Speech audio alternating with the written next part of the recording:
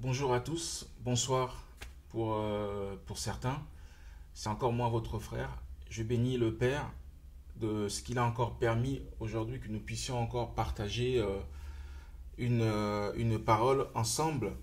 Comme vous le savez, sur l'une des vidéos que j'ai faites dernièrement, qui parlait sur les deux grands commandements de Dieu, ou voire le plus grand commandement de Dieu pour l'être humain de pouvoir accéder à la vie éternelle ou d'accéder au royaume des cieux simplement. Donc, beaucoup peuvent maintenant se poser des questions dire comment accéder à, à cette vie éternelle ou comment faire pour arriver au royaume. Quel est le chemin en fait, voilà, pour pouvoir atteindre cet objectif. Pour cela, allons-y directement dans le livre de Luc chapitre 10 verset 25 jusqu'au au verset 28. Et voici un légiste se leva et lui dit, pour le mettre à l'épreuve, Maître, que dois-je faire pour recevoir en partage de la vie éternelle? Christ lui dit, dans la loi, qu'est-il écrit? Comment lis-tu? Il lui répondit, tu aimeras le Seigneur ton Dieu de tout ton cœur, de toute ton âme, de toute ta force, de toute ta pensée, et ton prochain comme toi-même. Christ lui dit, tu as bien répondu, fais cela et tu auras la vie. Donc, nous comprenons ici, pour arriver à la vie, ici on nous parle de la vie, quand Christ nous parle de la vie, c'est la vie éternelle, c'est pas la vie ici terrestre, où les jours sont comptés. Non, Christ nous parle bien de la vie éternelle. Pour avoir cette vie éternelle, premièrement, tu dois aimer ton Dieu, comme c'est cité, et aimer ton prochain comme toi-même. Comme j'avais précédemment dit, on ne peut pas prétendre aimer Dieu directement sans pouvoir aimer son prochain. C'est-à-dire le fait d'aller peut-être à l'église tous les dimanches ou de manger à table avec ces soi-disant pasteurs, prophètes, apôtres, etc., les chantres et tout ça, ou d'aller à l'intercession, ou de chanter à la chorale, ou de faire des veillées, des prières et tout ça, ou de faire des miracles. Et tout ça, ça n'a absolument rien à voir avec les choses de Dieu pour obtenir ou arriver à cet objectif, la vie éternelle ou de voir le Père. Donc il y a un chemin à suivre. Les deux commandements, c'est d'aimer son Dieu et d'aimer son prochain comme toi-même. Maintenant, nous allons voir, hein, par la suite, nous allons voir comment aimer aussi son prochain ou comment aimer Dieu. Mais allons-y doucement. Allons directement dans le livre de Marc, chapitre 12, verset 28. Marc 12, 28, jusqu'au verset 34. Un scribe s'avança, il les avait entendus discuter, et voyant que Christ leur avait répondu, il lui demanda, quel est le premier de tous les commandements? Christ répondit, le premier, c'est, écoute Israël, le Seigneur notre Dieu est l'unique Seigneur. Tu aimeras le Seigneur ton Dieu de tout ton cœur, de toute ton âme, de toute ta pensée et de toute ta force. Voici le second commandement. Tu aimeras ton prochain comme toi-même. Il n'y a point d'autre commandement plus grand que cela. Le scribe lui dit, très bien maître, tu as dit vrai, il est unique, il n'y a pas d'autre que lui. Donc il n'y a pas d'autre Dieu que le Père. Et l'aimer de tout son cœur, de toute son intelligence, de toute sa force, et aimer son prochain comme soi-même. Cela vaut mieux que tous les holocaustes et sacrifices. Christ, voyant qu'il avait bien répondu avec sagesse, lui dit, tu n'es pas loin du royaume de Dieu. Et personne n'osait interroger. Donc personne n'osait encore interroger le Christ. Donc ici, Christ nous fait comprendre que, encore une fois, pour pouvoir accéder à la vie éternelle, pour pouvoir prétendre aussi dire que où nous connaissons Dieu, ou comment arriver à la vie éternelle également. Donc, il y a ces deux commandements, toujours. Le premier, aimer son Dieu, et le second, aimer son prochain comme soi-même. Et là, alors, comme c'est bien précisé ici, Christ lui dit, tu n'es pas loin du royaume. Toute personne qui observe ces deux commandements, cette personne n'est pas loin du royaume. C'est-à-dire que la personne est dans le bon chemin, dans le vrai chemin qui mène jusqu'au royaume des cieux, jusqu'à voir le Père. Donc voilà, donc il faudrait vraiment que qu'on arrive, nous tous, chrétiens, nous qui prétendons vraiment aimer Dieu, vraiment à savoir que nous devons observer ces deux commandements qui sont aimer Dieu de toute sa pensée, de toute sa force, de toute son âme, voilà, et de toute son intelligence, et aimer également son prochain. Il n'y a pas d'autre commandement en fait ni à côté qui mène à la vie. C'est pas le fait d'avoir de belles voitures ou d'avoir des biens, tout ce qui est matériel, des maisons ou de faire des miracles comme on voit partout actuellement. On voit comment Satan s'amuse vraiment avec les hommes, hein, ou les enfants de Dieu, comment Satan arrive à les manipuler avec toutes ces choses que nous voyons, des miracles, des prophéties soi-disant, voilà, l'église tous les dimanches ou tous les jeudis, toutes les semaines, veiller des prières et tout ça. C'est bien de faire ça, mais si on n'arrive pas à comprendre ces deux grands commandements, nous sommes complètement à côté de la vérité. Et ça, c'est très, très, très dangereux. Très dangereux. Donc, voilà un peu ce que nous avons aussi vu dernièrement sur une de mes vidéos concernant les commandements de Dieu. Et là, donc, Matthieu chapitre 7, verset 21. Il ne suffit pas de dire, ou de me dire, ici c'est Christ qui parle, il ne suffit pas de me dire, Seigneur, Seigneur, pour entrer dans le royaume des cieux. Il faut faire la volonté de mon Père qui est aux cieux. Donc voilà. Toute personne qui veut arriver à voir Dieu ou qui veut marcher dans le chemin pour pouvoir, parce que nous avons tous l'objectif de pouvoir voir notre Père à la fin, hein, à la fin de cette vie, voilà, d'accéder, que nous puissions accéder à la vie éternelle. C'est ça en fait l'objectif. Vous voyez? Et pour ça, il faudrait faire la volonté de Dieu. Vous voyez ce que je veux dire? La volonté de Dieu. La volonté de Dieu, encore une fois, c'est pas le fait de servir un homme ou un homme de Dieu ou un pasteur ou un prophète ou être chantre à l'église, tout ça, ou faire des miracles et tout ça. Non, non, non.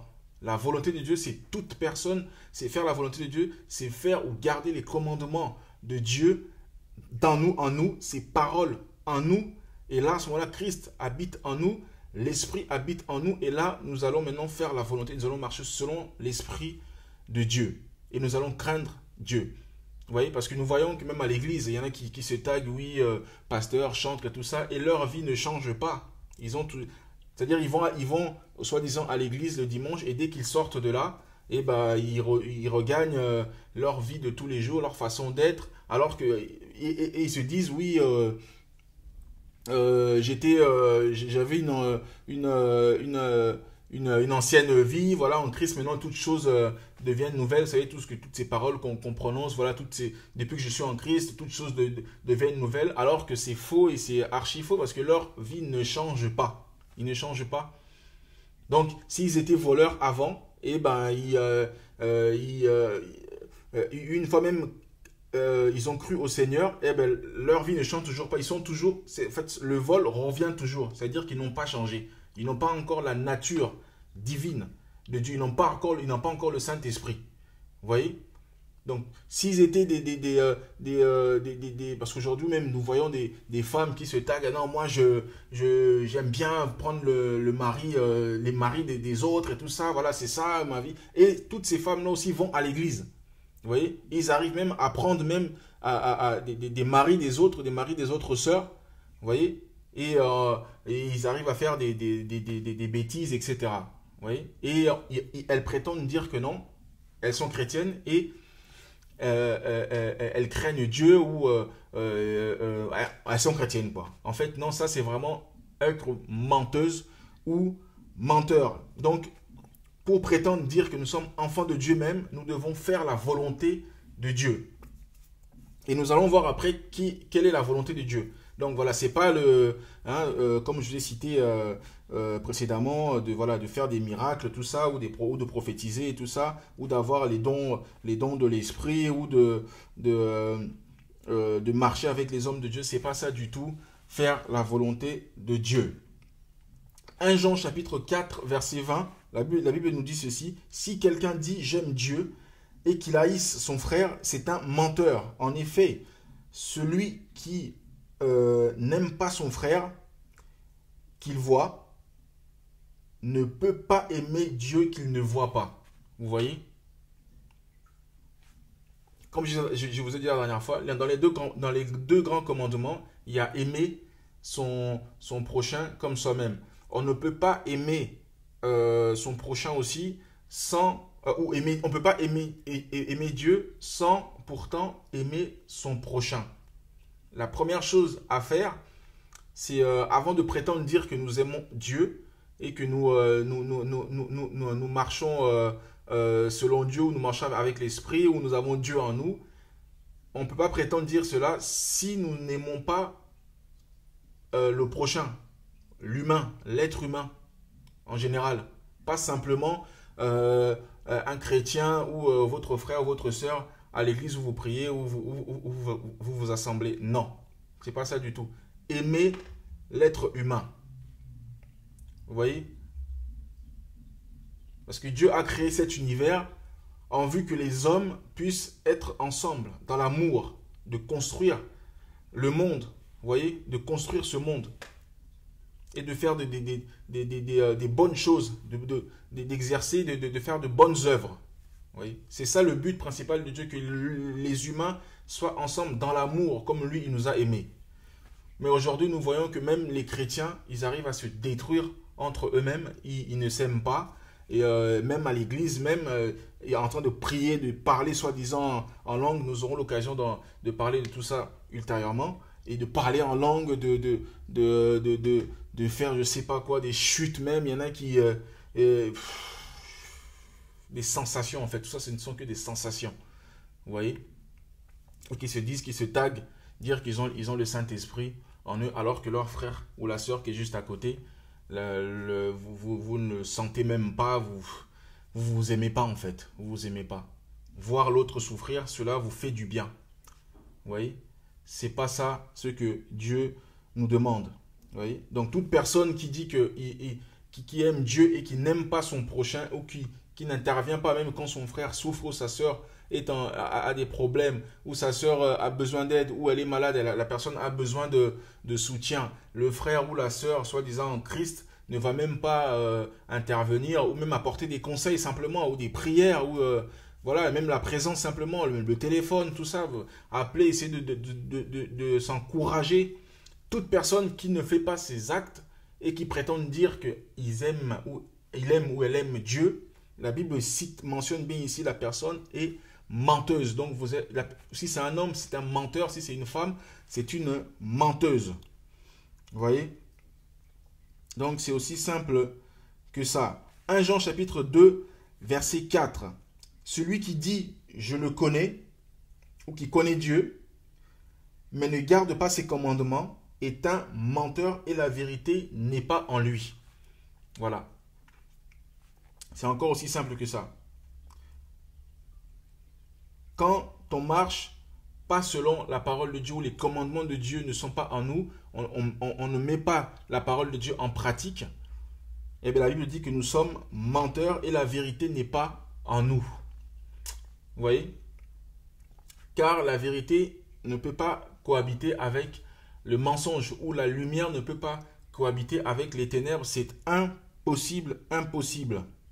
Donc voilà à peu près, donc, pour prétendre dire que nous sommes enfants de Dieu, ou nous voulons voir Dieu, ou nous voulons aller au ciel, ou aller à la rencontre de notre Père, il y a un chemin à suivre. Et dans ce chemin, il y a ces deux commandements à observer, à garder et à mettre en pratique. Aimer son Dieu et aimer son prochain comme soi-même.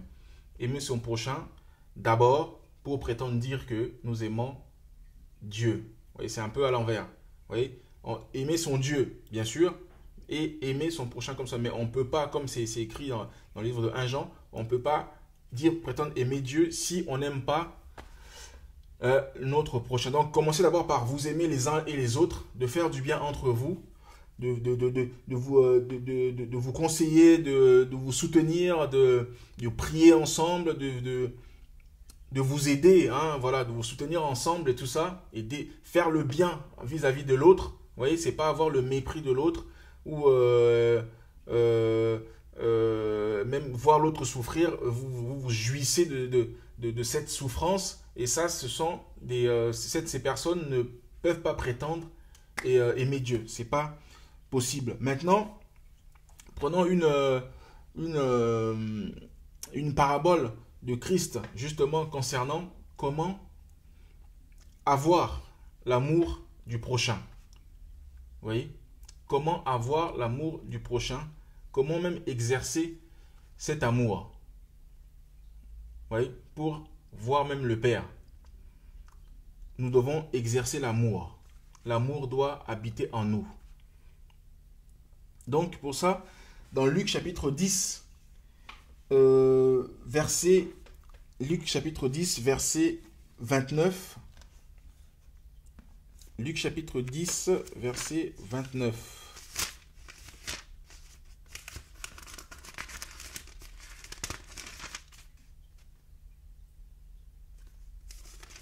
Luc 10, 29.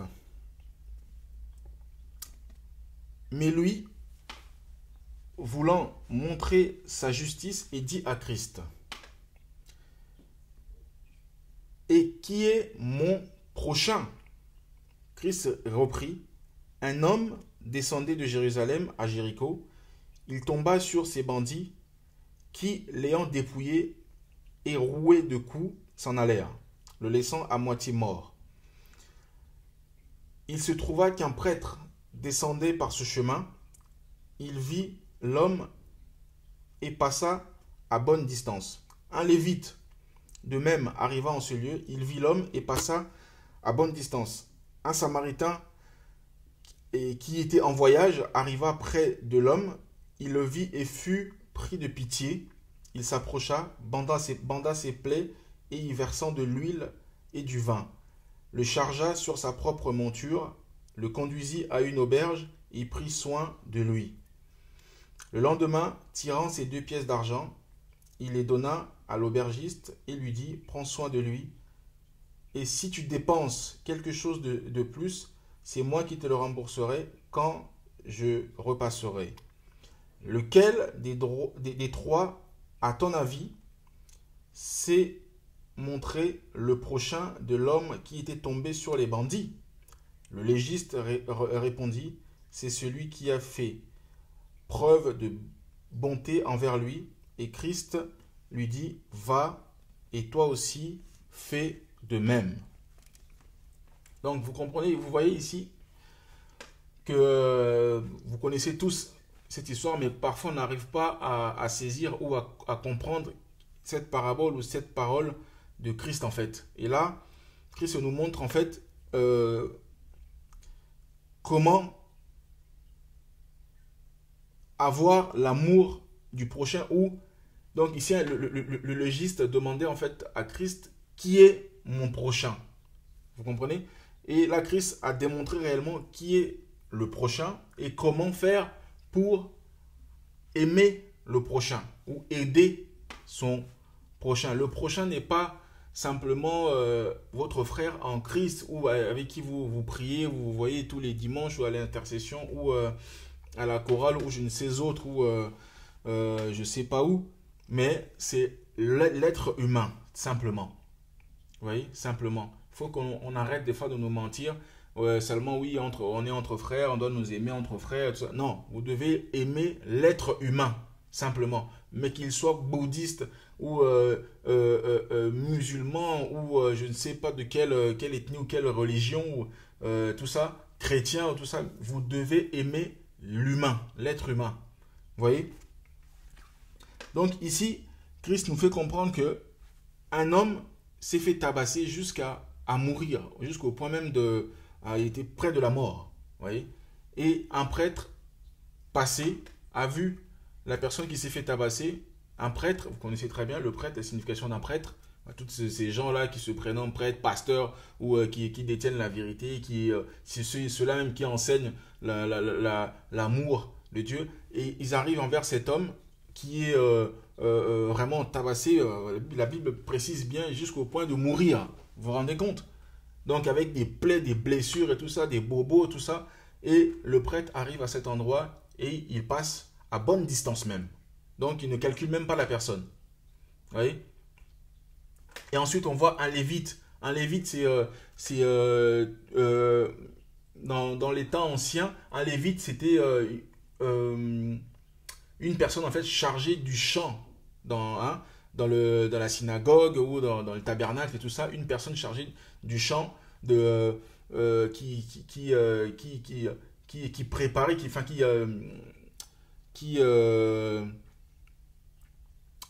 préparer les sacrifices et tout ça, voilà, comment se déroulait, un peu comme le même...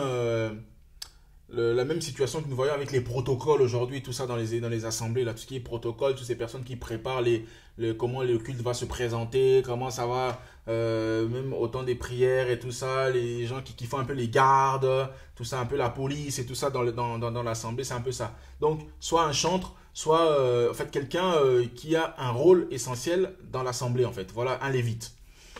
Donc, du coup, le lévite aussi arrive à cet endroit et il passe son chemin à bonne distance.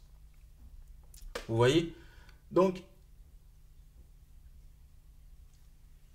et un bon samaritain, une personne qui était en voyage, on peut dire entre autres un étranger, qui arrive à l'endroit et qui voit une personne qu'il ne connaît pas, qui n'est pas de sa tribu, qui n'est pas de son entourage, tout ça, et arrive quand même, il voit cette personne. Et le Samaritain était rempli de compassion. La Bible dit était rempli de compassion, de pitié envers cet homme et parti subvenir aux besoins de cet homme. En fait, ici, Christ nous fait comprendre un peu, nous fait comprendre réellement, en fait, comment même, aujourd'hui, comment nous voyons même certains, ceux qui se disent chrétiens, ceux qui se disent aimer Dieu, ils aiment le prochain, ils verront l'Éternel et que Dieu leur a apparu, Dieu leur parle, ils ont la prophétie, ils font des miracles, ils sont bénis, etc. C'est-à-dire, ils vivent la nature de Dieu et tout ça. Et ces personnes, même ces personnes qui ont des postes aux assemblées, tout ça, ces protocoles-là, ces diacres et tout ça, qui se disent vraiment, voilà, on aime Dieu. Voir une personne même de l'extérieur, pas seulement chrétien, mais une personne d'extérieur en train de souffrir, ça leur fait absolument rien du tout. C'est pas normal. C'est pas normal. Si réellement vous aimez Dieu, vous devez avoir la compassion de l'autre, qu'il soit chrétien ou pas, qu'elle soit chrétienne ou pas. Vous voyez? Même ces guerres que nous voyons qui se passent et tout en Syrie, par-ci par-là, en Israël, en Palestine, dans les pays arabes et tout ça, voilà, mais en Afrique et tout ce qui se passe actuellement, mais donc ces chrétiens ou certains chrétiens ne font pas même preuve de bon sens en fait, ou d'avoir même pitié de ce qui se passe. Donc ils se réjouissent, si ça se passe comme ça, c'est comme ça, c'est la vie, de toute façon, voilà, on arrive à la fin. Et tout. Ouais, mais C'est-à-dire, ça doit vous faire quelque chose, parce que voir l'être humain, les gens qui perdent la vie, il y a même des innocents qui perdent la vie, et ça vous fait absolument rien du tout. Vous ne pouvez pas prétendre dire que vous aimez Dieu ou vous aimez votre prochain. La Bible, comme j'ai précisé ici, la Bible est claire, vous êtes des menteurs. Vous voyez, vous êtes des menteurs. Je ne suis pas là en train d'insulter ou de pointer du doigt. Tout ça. Non, je ne fais que lire la parole, apporter une compréhension de la parole, et voilà, point barre. Vous voyez? Voilà. Donc la parole dit que vous êtes des menteurs. Si vous ne me croyez pas, allez lire, lisez vous-même, ouvrez vos Bibles et lisez. Tel qu'écrit, on ne peut pas prétendre aimer Dieu si on n'aime pas son prochain. Il y a même des gens dans la famille, dans vos familles qui souffrent, parce que vous avez eu des rancunes auparavant, et vous gardez ça d'année en année, et vous voyez votre frère, votre soeur souffrir, être même malade, vous n'allez même pas l'assister, même pas un coup de fil simple pour parler ou conseiller ou quoi, vous voyez. Et même le fond même appelle des coups de fil, mais par ironie ou par hypocrisie, je ne sais pas quoi. Ouais, c'est-à-dire que même leur nature même est fausse de base, vous voyez. Donc on le fait parce que voilà, on doit le faire. Non, faites la chose bien. Si réellement vous ressentez ça en vous et vous le faites, c'est ça en fait Dieu voit. Dieu regarde l'intention. Vous voyez aussi l'intention que vous avez. Si réellement vous voyez votre frère souffrir, vous allez le soutenir, allez avec du bon sens, allez avec... soyez vrai, en fait. Soyez vrai. Vous voyez? Voilà, soyez vrai.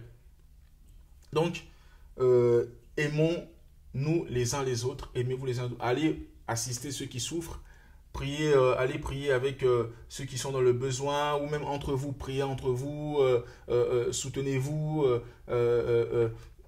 faites-vous du bien envers les autres. Vous voyez, si même l'autre est en souffrance, n'a pas d'argent, tout ça, si vous avez un petit peu, prenez un peu, allez aider votre frère et Dieu vous le rendra de toute façon. Vous voyez, donc, et surtout, arrêtez de croire que le fait d'aller à l'église tous les dimanches, ou de faire des miracles, ou d'avoir des prophéties, de je sais pas quoi, toutes ces choses-là, de chanter, tout ça, et c'est ça que aimer Dieu où on est sur le bon chemin, le chemin du royaume des cieux, c'est faux, archi faux.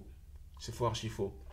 Oui. Donc, aimez d'abord votre prochain, faites du bien comme ce Samaritain a fait du bien à cette personne qui était tabassée jusqu'au point de mourir, à tout ça, qui saignait, etc. Le bon Samaritain est arrivé et a soigné cet homme, a même sorti de son argent le peu qu'il avait pour aider la personne. Voilà, donc c'est en gros, c'est un peu ça. Si vous êtes réellement appelé ou destiné à comprendre les paroles de Dieu, vous allez comprendre ces paroles et vous direz que ainsi soit-il. Vous voyez?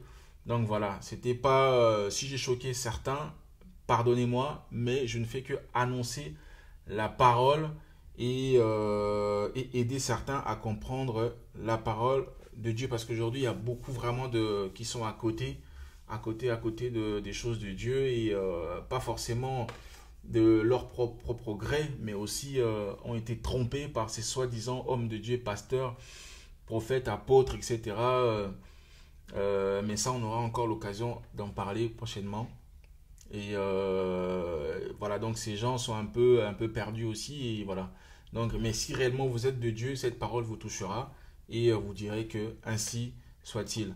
Donc voilà ce que j'avais un peu à partager avec vous. Et que je vous dis à bientôt, que le Père vous garde.